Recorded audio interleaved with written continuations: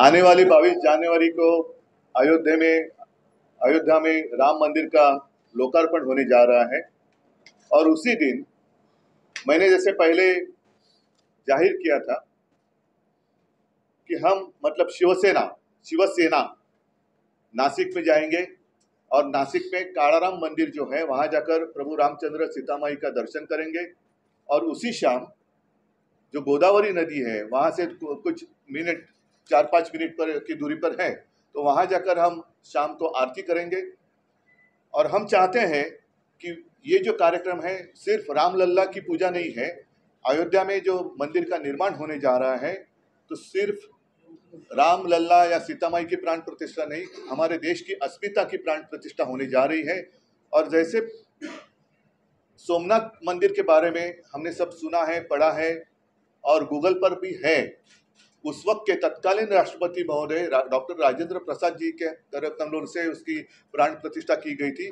हम तो चाहते थे या चाहते हैं आज भी वैसे ही वहाँ अयोध्या में राम मंदिर का लोकार्पण राष्ट्रपति जी के कर कमलों द्वारा होना चाहिए।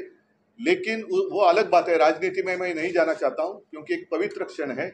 हम तो दिल से महामहिम राष्ट्रपति महोदया को आमंत्रित करने कर रहे आपके माध्यम से एक आमंत्रण दे रहे। और हमारे सांसद हैं और जो भी मतलब सांसद है, नेता है, वो वहां जाकर उनको ठीक से आमंत्रित भी करेंगे।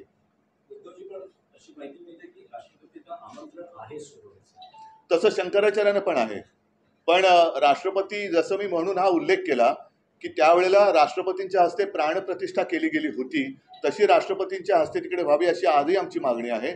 आणि तिकडनं ते केल्यानंतर ते नाशिकला येऊ शकतात। पण राष्ट्रपती जसं शंकराचार्यानं बोलवलं, शंकराचार्यांचा आता आपण जो मुद्दा काढला त्यांनी सांगितलं की आम्ही फक्त टाळ्या वाजवायला जाणार का।